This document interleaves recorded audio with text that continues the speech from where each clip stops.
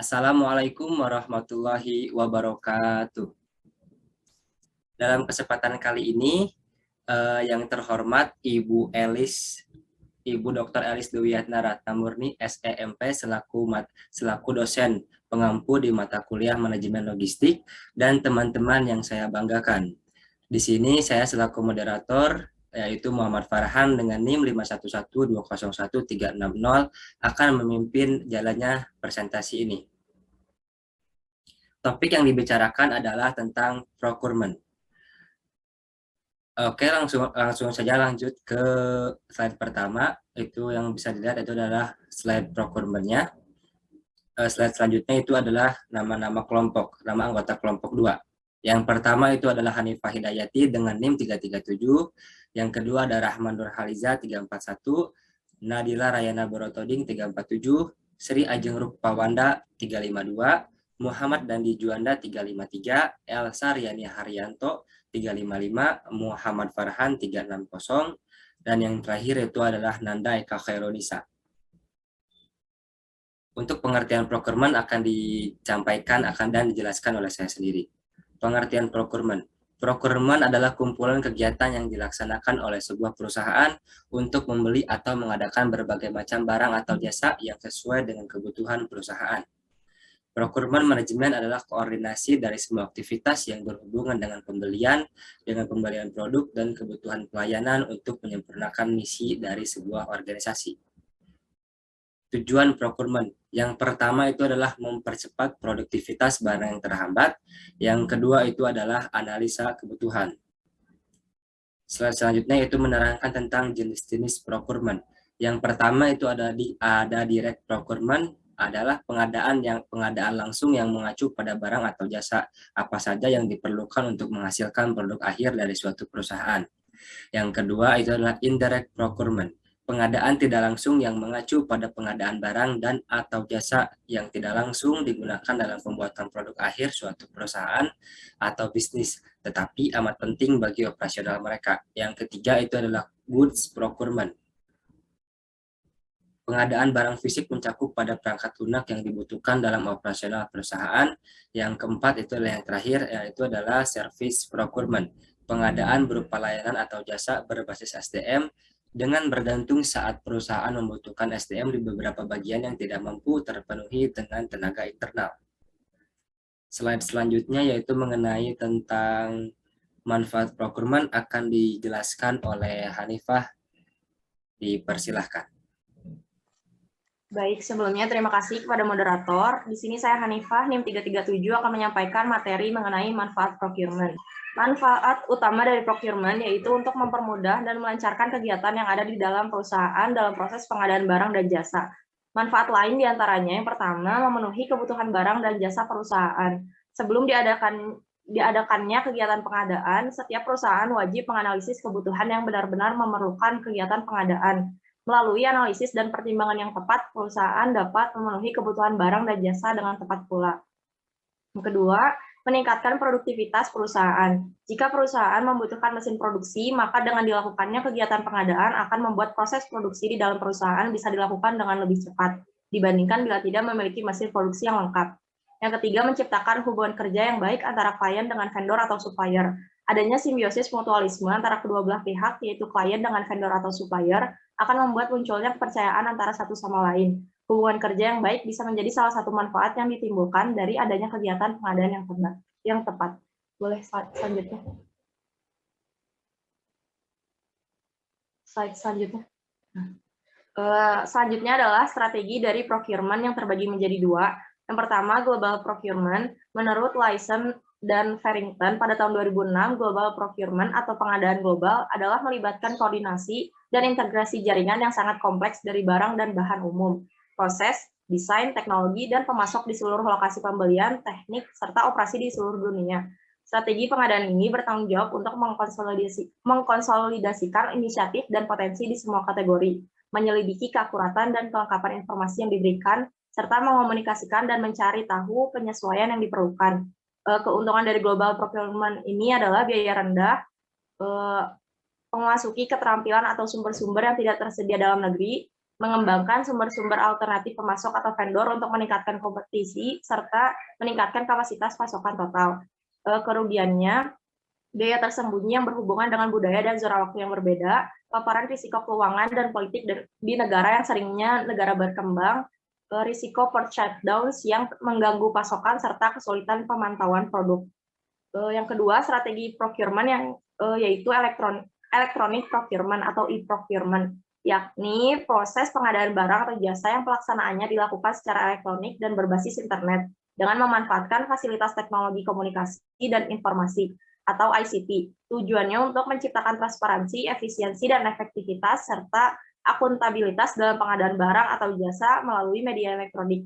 Jenis-jenisnya meliputi Web-based ERP, Enterprise Resource Planning, EMRO, Maintenance, Repair, and Overhaul, e-sourcing, serta e-informing. Keuntungannya, dalam semua departemen yang dipastikan patuh terhadap standar, pengurangan tingkat inventaris, tidak perlu membayar jasa orang terlatih atau manajer karena sistemnya mudah dipelajari, mengurangi faktur waktu pembayaran, menghasilkan kepuasan pelanggan dan pemasok, serta akan menghemat biaya karena tidak memerlukan perangko atau alat tulis lainnya. Sedangkan kerugiannya itu keamanan informasi bisa didapatkan oleh tangan yang salah. Boleh next slide. Berikut proses-proses pada procurement. Yang pertama, identifikasi kebutuhan perusahaan dalam proses procurement. Proses ini krusial karena apabila terjadi pembelian yang tidak terlalu diperlukan atau sampai ada kesalahan pembelian, maka akan membuang-buang sumber daya perusahaan. Selanjutnya, otorisasi pembelian oleh manajemen. Proses ini menghindari terjadinya konflik internal. Perusahaan seharusnya tidak melakukan pembelian tanpa adanya persetujuan dari manajemen, karena hanya manajemen yang dapat melakukan persetujuan untuk pembelian barang, walaupun hal ini menyangkut SOP perusahaan masing-masing. Selanjutnya, persetujuan pembelian oleh manajemen. Dokumen tertulis yang ditandatangani umumnya adalah approval management, di mana merupakan tanda bahwa proses procurement sebuah perusahaan dapat dimulai. Selanjutnya, pembukaan tender kepada supplier dan vendor. Proses ini mencari kandidat penjual barang atau jasa yang terbaik, di mana saat tender dan lelang dibuka, para supplier dan vendor berlomba-lomba mengajukan harga, kualitas, serta fitur terbaik untuk mendapatkan proyek perusahaan tersebut. Selanjutnya, identifikasi dan analisa supplier dan vendor. Proses ini untuk memahami betul para peserta tender dengan menganalisa latar belakang setiap pendaftar guna memastikan bahwa track record mereka bersih dan tidak terlibat dengan hal-hal yang berbau kriminalitas, performa pekerjaan selalu baik, tepat waktu, dan sebagainya. Selanjutnya, penerimaan quotation atau penawaran barang dan jasa. Proses ini meminta penawaran kepada para supplier dan vendor yang lolos sebagai tolak ukur atas penawaran yang didapatkan apakah membuat peserta untung atau tidak. Selanjutnya, proses negosiasi term of payment, harga, kualitas, waktu, dan lain-lain. Proses ini melakukan negosiasi dengan supplier dan vendor yang berpotensi menjadi pemenang proyek agar perusahaan dapat memaksimalkan keuntungan. Selanjutnya, pemilihan supplier atau vendor. Sesuai dengan kebutuhan perusahaan, supplier dan vendor yang memberikan penawaran terbaik akan terpilih menjadi pemenang tender procurement tersebut. Selanjutnya, pembuatan purchase order atau PO. Setelah supplier terpilih, perusahaan akan membuat PO kepada supplier sebagai tanda jadi pembelian. Selanjutnya, penerima delivery order yaitu DO atau work order yaitu WO. Ketika PO diterima oleh supplier, maka supplier akan mengirimkan DO atau WO kepada perusahaan pembeli untuk konfirmasi ulang dan ditandatangani. Selanjutnya, penerimaan dan pengecekan kualitas barang dan jasa. Setelah kedua belah pihak menyetujui dan dokumen PO dan DO sudah sama serta sesuai nominalnya, maka barang akan dikirim dan perusahaan pembeli akan menerima, termasuk memastikan atau mengecek kualitas dan kuantitas barang atau jasanya. Selanjutnya, dokumentasi invoice. Ketika invoice diterima oleh perusahaan pembeli, lalu nantinya didokumentasikan sebagai bukti pembelian perusahaan. Selanjutnya, pengecekan invoice, dan yang terakhir pembayaran ke supplier atau vendor. Setelah selesai pengecekan, maka perusahaan pembeli melakukan pembayaran sesuai nominal yang sudah disetujui pada quotation yang dilakukan kepada vendor atau supplier terkait. Demikian materi yang dapat saya sampaikan. Saya kembalikan kepada moderator. Terima kasih. Oke, baik. Terima kasih Hanifah yang telah menyampaikan materinya. Untuk materi selanjutnya yaitu mengenai kriteria seleksi pemasok akan disampaikan oleh Rahma Nurhaliza. Dipersilahkan. Baik, terima kasih kepada moderator. Di sini saya akan menjelaskan mengenai kriteria seleksi pemasok. Yang pertama itu ada cost, itu kepantasan harga dengan kualitas barang yang dihasilkan dan kemampuan untuk memberikan potongan harga atau diskon pada pemesanan dalam jumlah tertentu. Yang kedua ada quality and safety, yaitu kesesuaian barang dengan spesifikasi yang sudah ditetapkan, penyediaan barang tanpa cacat, dan kemampuan memberikan kualitas yang konsisten. Selanjutnya ada on-time delivery, yaitu kemampuan untuk mengirimkan barang sesuai dengan tanggal yang telah disepakati, dan kemampuan dalam hal penanganan sistem transportasi. Selanjutnya ada service, yaitu kemudahan untuk dihubungi, kemampuan untuk memberikan informasi secara jelas dan mudah untuk dimengerti, kecepatan dalam hal menanggapi permintaan pelanggan, serta cepat tanggap dalam menyelesaikan keluhan pelanggan. Selanjutnya ada risk, yaitu kemampuan pemasok bila harus mengatasi risiko dalam segala keputusan perusahaan pembeli. Selanjutnya ada social responsibility, yaitu kemampuan pemasok dalam merespon dan mengatasi masalah maupun permintaan yang membuat kerjasama dengan perusahaan pembeli menjadi mudah. Selanjutnya ada agility, yaitu kemampuan pemasok memenuhi permintaan terhadap perubahan jumlah dan waktu yang mendadak. Selanjutnya ada policies, yaitu kemampuan pemasok untuk menaati peraturan yang ada atau yang sudah dibuat dengan perusahaan pembeli. Terakhir ada regulation, yaitu kemampuan pemasok dalam memenuhi aspek legalitas sesuai dengan bidang usahanya, serta tidak sedang terlibat atau menjalani sanksi pidana. Selanjutnya saya akan menjelaskan. Baik, untuk sampel dan populasi akan dijelaskan oleh Sri Ajeng Rupawanda, dipersilahkan. Baik, di sini saya Sri Ajeng Rupawanda akan menjelaskan materi tentang sampel dan populasi. Peneliti mengambil data pengadaan barang tahun 2016 yang sudah dikirim ke customer. Data tersebut diantaranya data customer, data jumlah barang, data jumlah banyaknya barang, jumlah barang yang tidak tepat waktu pengiriman kepada customer, uraian kegiatan proses pengadaan barang, durasi pengadaan barang, dan rata-rata durasi pengadaan barang. Next.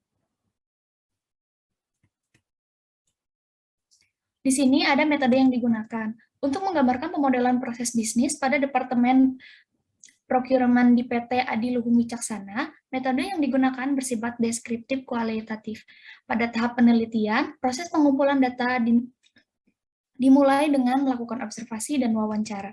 Nah, di sini ada hasil pengolahan data pada sampel dan populasi akan menjadi masukan dalam proses perencanaan sistem. Pengadaan barang berikut dengan alat bantu berupa data flow diagram dan business system planning. Data flow diagram atau diagram arus adalah jenis dari sebuah pemodelan proses yang digunakan untuk menggambarkan aliran dari data pada suatu sistem dan proses atau kinerja yang dikerjakan pada sistem. Metode ini merupakan suatu gambaran grafis dari suatu sistem yang menggunakan jumlah bentuk-bentuk simbol untuk menggambarkan bagaimana suatu proses saling berkaitan. Lalu ada business system planning, yaitu merupakan suatu pendekatan terstruktur yang membantu sebuah bisnis memuat suatu rencana sistem informasi dalam memberikan kepuasan atas kebutuhan informasi. Next. Di sini juga ada pembahasan dan diskusi dari jurnal utama. Yang pertama, ada proses pengadaan spare part pesawat terhadap PT Adiluhung Wicaksana. Yang pertama, saat memulai atau start, dimulai dengan customer, yaitu yang berisi tentang undangan prakualifikasi.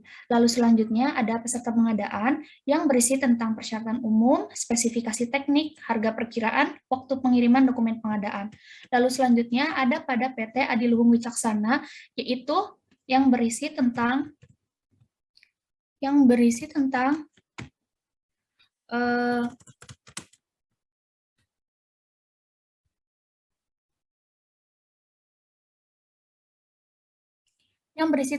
mencari barang ke vendor. Lalu selanjutnya kepada vendor, di dalamnya ada perbincangan tentang quotation form, minimum order, daftar harga, dan batas waktu pengiriman. Lalu kembali lagi pada PT Adiluhung Wicaksana, yaitu tentang pengiriman dokumentasi penawaran. Selanjutnya pada peserta pengadaan, yaitu yang diadakan rapat pengumuman pengadaan. Lalu setelah sepakat pada rapat tersebut, selanjutnya kepada vendor.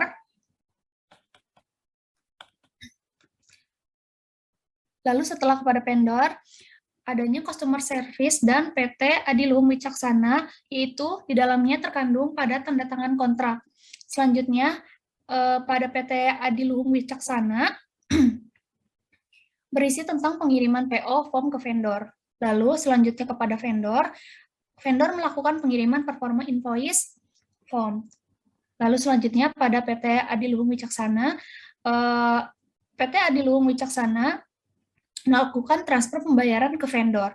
Lalu selanjutnya lagi pengiriman spare part ke customer. Lalu setelah itu selesai.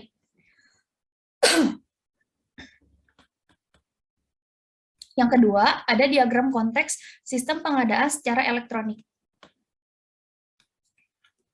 Di sini peserta pengadaan berhubungan dengan sistem pengadaan spare part. Lalu setelah itu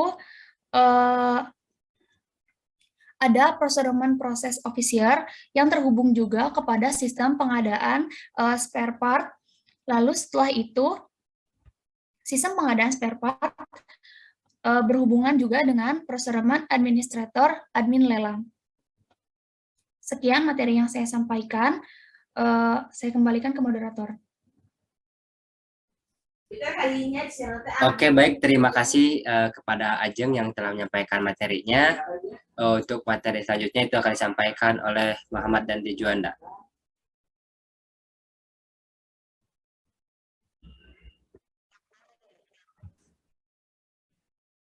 Selanjutnya, saya akan menjelaskan mengenai metode evaluasi pemasok. Yang pertama ada analytical hierarchy proses, yaitu keputusan atribut multiproses pembuatan yang memungkinkan pembuat keputusan menetapkan prioritas dan memberikan keputusan yang terbaik ketika memperhatikan aspek kuantitatif dan kualitatif. Metode ini sering digunakan atau dihubungkan dengan model seperti multitujuan, pemrograman, dan pemrograman linear. Kedua ada wake point method, yaitu sejumlah faktor evaluasi yang dapat dimasukkan dan relatif dapat dinyatakan dalam istilah numerik, sehingga indeks komposit kinerja pemasok dapat ditentukan dan dibuat perbandingan. Keuntungan dari metode ini adalah bahwa sejumlah faktor evaluasi dapat digunakan dengan bobot yang relatif sesuai dengan kebutuhan perusahaan yang berguna untuk meminimalkan evaluasi subjektif. Selanjutnya ada categorical method, yaitu metode yang dimana pembeli bergantung pada catatan sejarah kinerja pemasok. Prosesnya sangat bergantung pada sejarah masa lalu dan penilaian dari orang-orang yang memberikan peringkat. Terakhir ada cost ratio method, yaitu metode yang semua biaya pembeliannya diidentifikasi dengan nilai pengiriman yang diterima dari pemasok. Biaya kategori tergantung pada produk-produk yang terlibat. Lebih tinggi rasio biaya pengiriman, maka menurunkan rating pemasok. Slide selanjutnya, saya akan menjelaskan mengenai sistem kualitas procurement. Yang pertama ada ISO, merupakan satu set standar yang bersifat generik dan dapat diterapkan untuk setiap manufaktur atau industri jasa. ISO ini berbentuk dokumen yang menunjukkan jaminan manajemen mutu. Jika spesifikasi operasi memenuhi persyaratan, maka perusahaan layak memperoleh sertifikasi ISO. Kedua ada Six Sigma, adalah filosofi perbaikan berbasis data yang didorong oleh fakta yang menilai pencegahan cacat dan deteksi cacat yang mendorong kepuasan pelanggan dengan mengurangi variasi pemborosan, dan lain-lain, guna menciptakan keunggulan yang kompetitif. Sekian yang dapat saya jelaskan, saya kembalikan kepada moderator.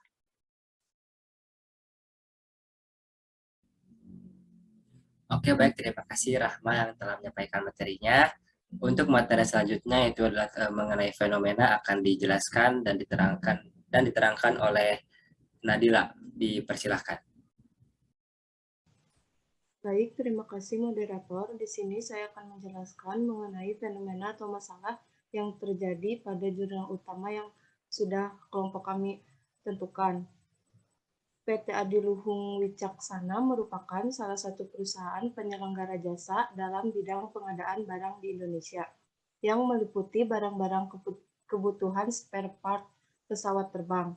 Dalam pengadaan barang, PT Adiluhung Wicaksana pada prosesnya masih bersifat manual dan membutuhkan waktu 30 hari kerja.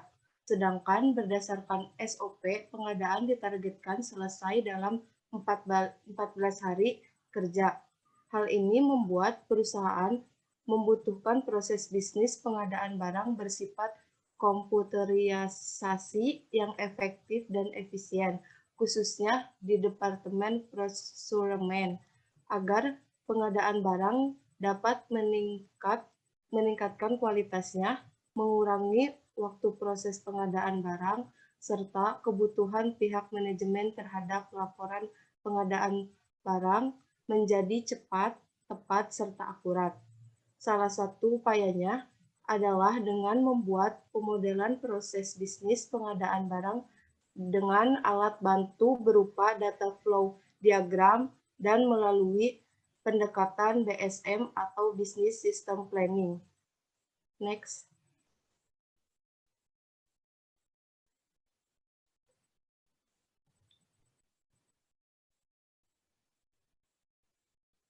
Tujuan suatu proses bisnis dapat memberikan pengaruh yang sangat penting terhadap suatu organisasi untuk mendukung kegiatan bisnis yang ada di dalam organisasi. Proses bisnis sendiri merupakan serangkaian proses atau kegiatan yang dilakukan oleh perusahaan untuk mencapai tujuan.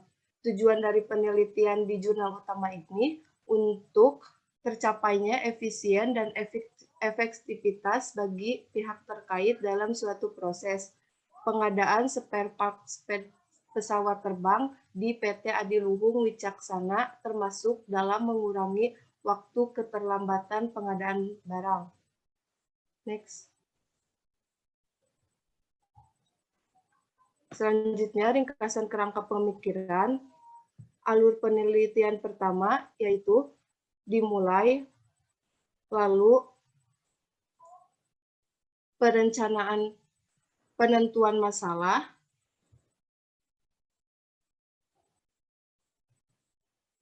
lalu setelah itu permasalahan yang terjadi, kemudian penentuan pembatasan dan asumsi, lalu kemudian pengumpulan data yang didasarkan pada data observasi dan wawancara.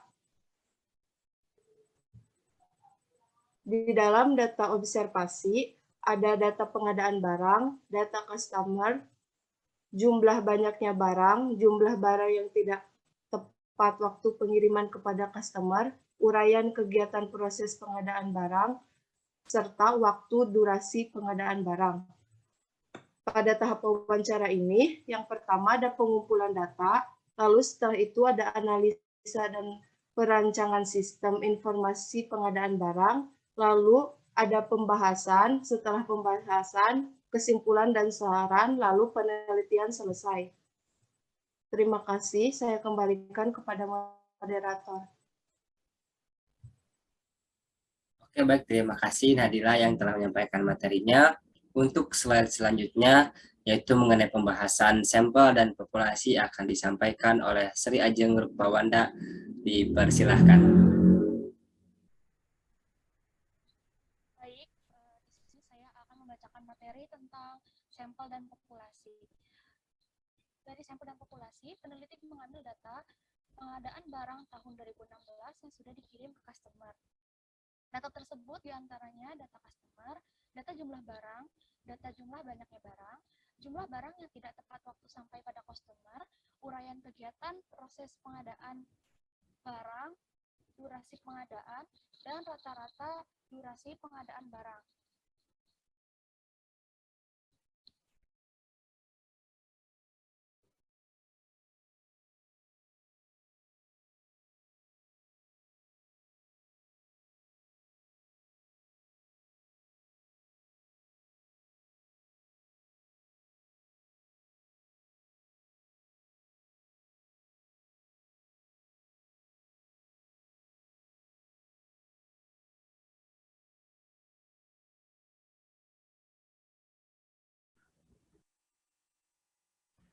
Baik, terima kasih kepada Ajeng yang telah menyampaikan materinya.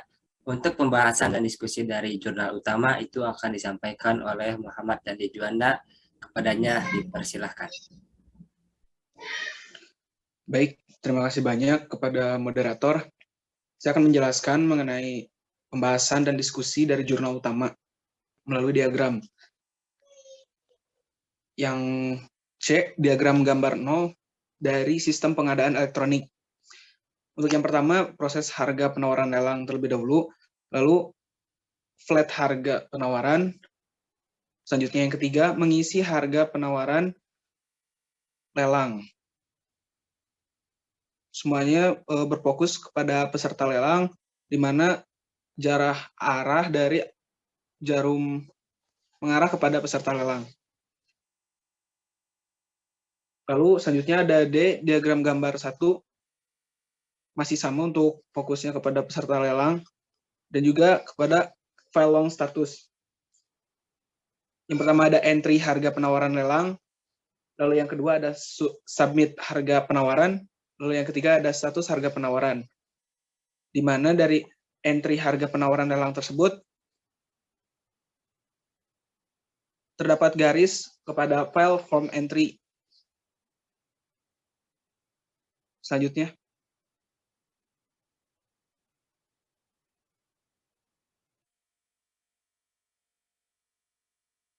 ada hasil simulasi proses bisnis sistem pengadaan spare part pesawat terbang.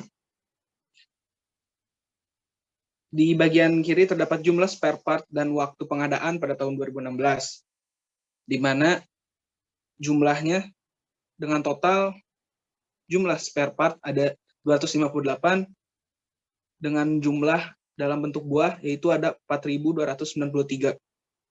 Dengan rata-rata waktu pengadaan dalam hari kerja di bulan April ada 26 hari, pada bulan Mei ada 9 hari, pada bulan September ada 24 hari, dan pada Oktober 20 hari. Lalu selanjutnya terdapat data hasil pengolahan sort by duration time, yaitu jumlah spare part ada 258 dengan duration time. Untuk nomor 1 ada 9, nomor 2 17, nomor 3 33, nomor 4 135. Dengan lead time semuanya 7. Dengan persentase nomor 1 ada 78, nomor 2 ada 41, nomor 3 ada 21, dan nomor 4 ada 5. Lalu selanjutnya, membandingkan jurnal utama dan jurnal pembanding. Yang nomor 1 ada dengan judul dampak implementasi e-procurement pada supply chain performance dengan peneliti Angelita Nauli Panggabean pada tahun 2022. Perbedaannya menggunakan pengadaan secara tradisional dan tidak menggunakan alat bantu seperti diagram atau pemodelan bisnis lainnya. Dengan persamaannya, data yang dibuat menggunakan data kualitatif, yang mana para penulis melakukan observasi untuk pengumpulan data dan juga menggunakan pengadaan elektronik guna mempermudah mengelola sistem informasi perusahaan. Dengan kesimpulan, menggunakan metode observasi kualitatif mempermudah proses pengambilan data sesuai yang dibutuhkan oleh penulis.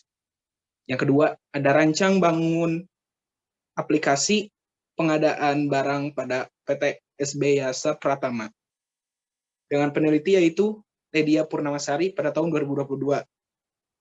Perbedaannya, metode yang digunakan adalah metode waterfall. Dengan persamaan, sama-sama memfokuskan pada tujuan dilakukan pengadaan agar menjadi efisien dan efektif. Kesimpulannya, sama-sama membahas mengenai pengadaan agar menjadi efisien dan efektif. Sekian dari saya kembalikan kepada moderator. Oke, baik. Terima kasih Dandi yang telah menyampaikan materinya. Untuk membandingkan jurnal utama dan jurnal pembanding itu akan dilanjutkan oleh Elsa Riani Haryanto. Kepadanya dipersilahkan. Baik, terima kasih kepada moderator. Di sini saya akan masih memaparkan mengenai perbandingan jurnal utama dengan jurnal-jurnal pembandingnya. Yang selanjutnya ada jurnal evaluasi proses pengadaan barang menggunakan metode value stream mapping pada perusahaan minyak dan gas. Penelitinya itu Angel Olivia Benedicta dan Iwan Soekarno tahun 2020. Perbedaannya, analisis yang digunakan dalam penelitian ini menggunakan value stream mapping atau PSM dengan membandingkan antara current stream mapping dan future stream mapping.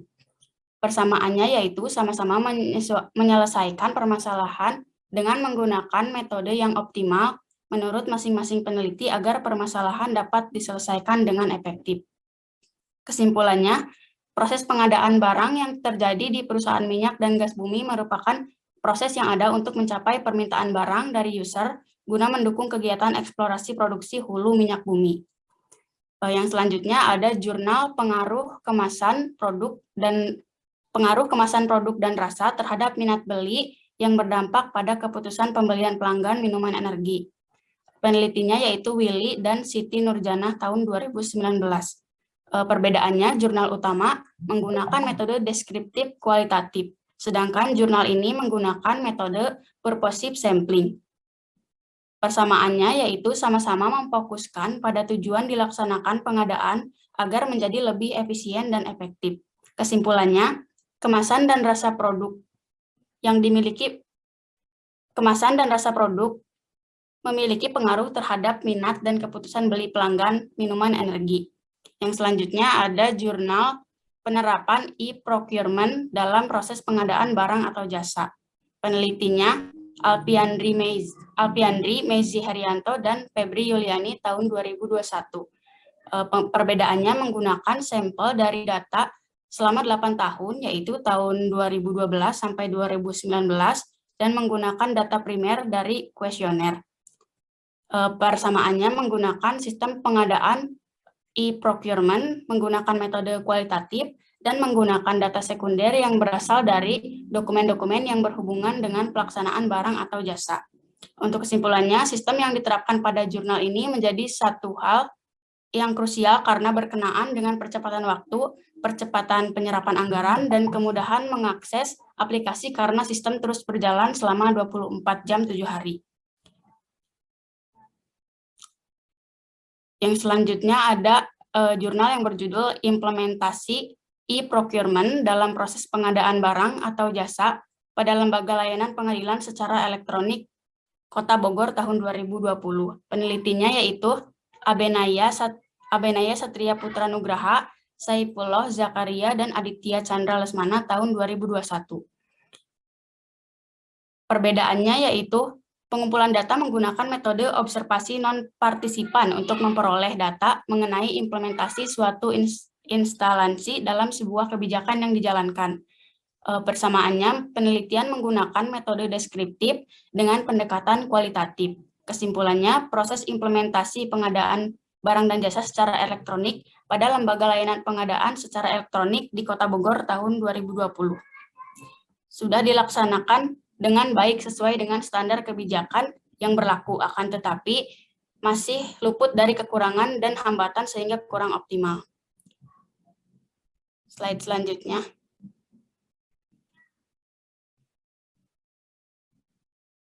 Yang selanjutnya ada jurnal peran implementasi e-procurement dan inovasi supply chain industri pertahanan pada era digital.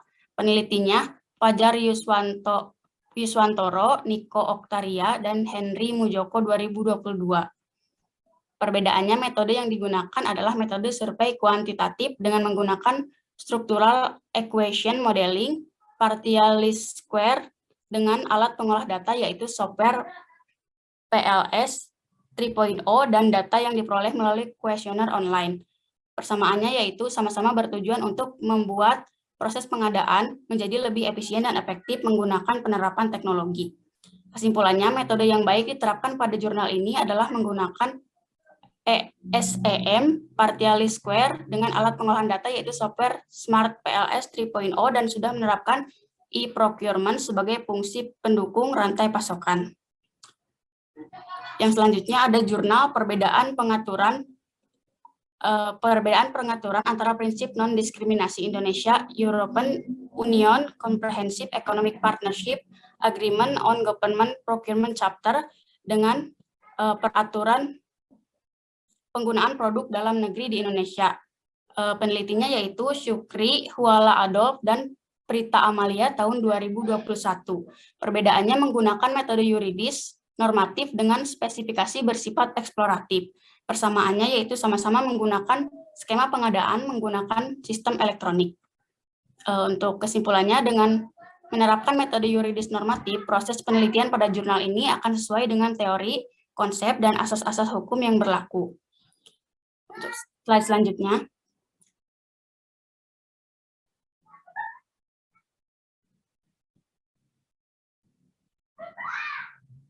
Baik, sekian dari saya. Selanjutnya akan dikembalikan kepada moderator. Terima kasih. Baik, terima kasih Elsa yang telah menyampaikan materinya. Untuk materi yang terakhir adalah kelanjutan dari membandingkan jurnal utama dan jurnal pembanding, dan kesimpulan akan disampaikan oleh Nanda Eka Khairunisa. Dipersilahkan. Oke, baik. Terima kasih, moderator.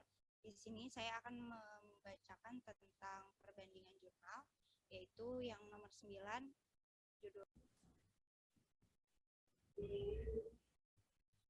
Oke, baik. Terima kasih, moderator. Di sini saya akan membacakan tentang perbandingan jurnal, yaitu yang nomor 9 itu ada Urban Public Food, Procurement in Kiambu and Machakos Counties as a Driver of Food and Nutrition Security and Sustainability, Literature Review and Case Studies. Penelitinya itu ada Julian Z.C., Catherine M. Demoler, and Trevor Jones, dan Kelly D. Brownell 2022. Perbedaannya, jurnal ini mengkaji studi kasus komparatif yang dihasilkan dari tinjauan abu-abu dan preview tentang pengadaan makanan pabrik di Kiambu dan Machakos antara 2012 dengan 2021. Persamaannya itu tetap berfokus pada tinjauan bagaimana menerapkan dan meningkatkan pengadaan yang berkelanjutan. Kesimpulannya sama-sama membahas bagaimana menerapkan dan meningkatkan sistem pengadaan berkelanjutan di bidang sektornya masing-masing. Kemudian selanjutnya judulnya ada Strategic Procurement of Resources for Transportation, Architectural and Methodological Issue. Penelitinya ada Konstantin Frolov, Victoria Liaseko, dan Alena Ersova 2021. Perbedaannya itu, jurnal ini menggunakan analisis strategic and operational planning atau S dan OP. Kemudian persamaannya itu sama-sama menyelesaikan permasalahan dengan menggunakan metode yang optimal menurut masing-masing peneliti agar permasalahan diselesaikan efektif. Kesimpulannya itu, SNOP merupakan metode yang dikategorikan sesuai untuk menyelesaikan permasalahan yang ada. Next.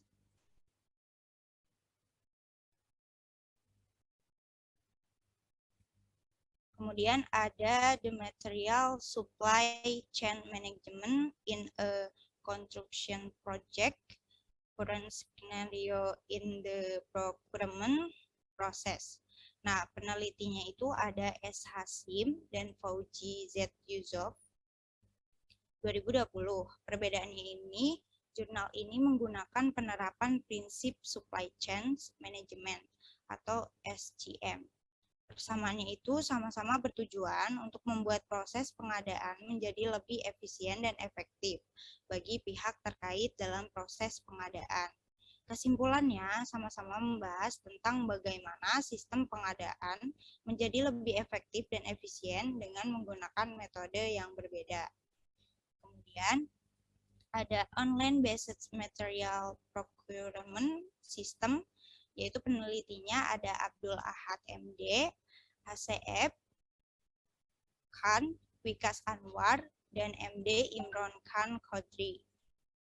Kemudian perbedaannya itu ada menggunakan penerapan teknologi inform atau TI dalam penelitiannya. Persamaannya itu sama-sama bertujuan agar tercapainya efisiensi dan efektivitas bagi pihak terkait dalam proses pengadaan. Kesimpulannya, sistem yang digunakan dalam jurnal ini mudah dan murah untuk diterapkan, sehingga bisa membantu dalam mencari solusi yang berkualitas pada waktu yang tepat. Next,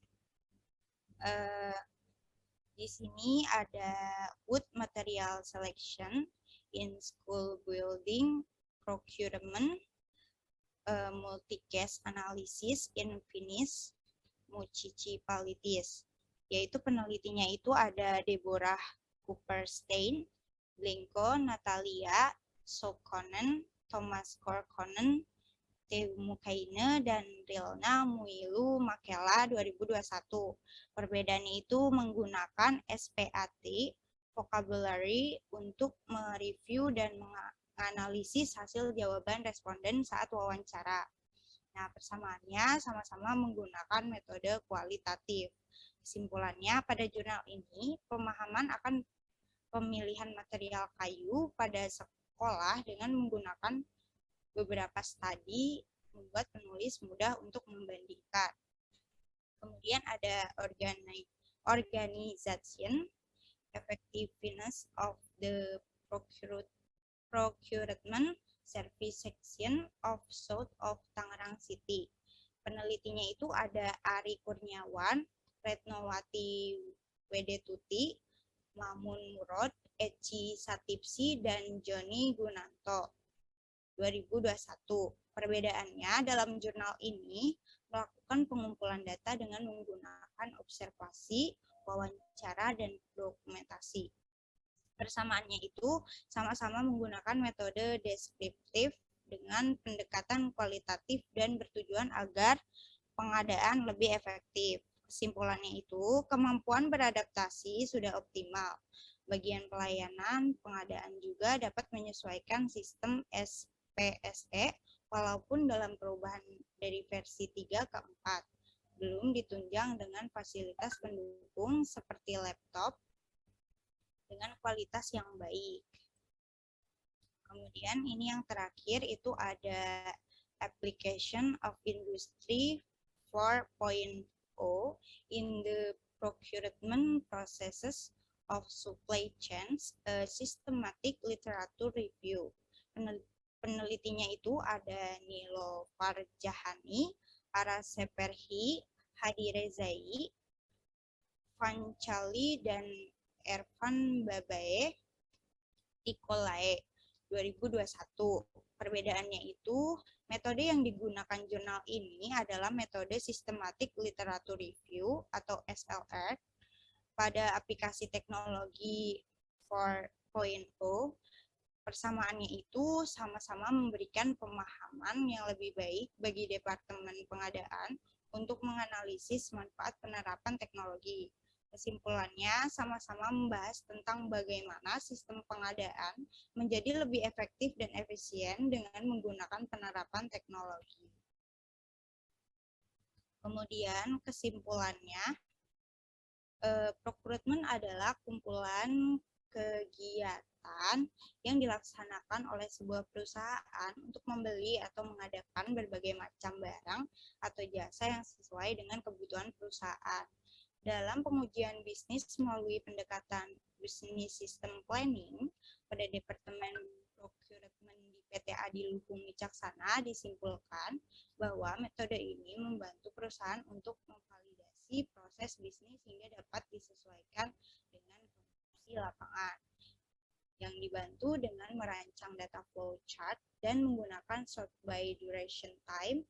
Hasil analisis memperoleh peningkatan waktu pengadaan yang semula 47,5% menjadi 78%. Sekian dari saya kembalikan kepada moderator. Oke, baik. Terima kasih Nanda yang telah menyampaikan materinya. Mungkin cukup sekian dari kelompok kami. Kurang lebihnya mohon dimaafkan. Bila ada pertanyaan, silahkan ditinggalkan di kolom komentar di bawah. Akhirul kalam, wabillahi taufiq wal hidayah. Wassalamualaikum warahmatullahi wabarakatuh.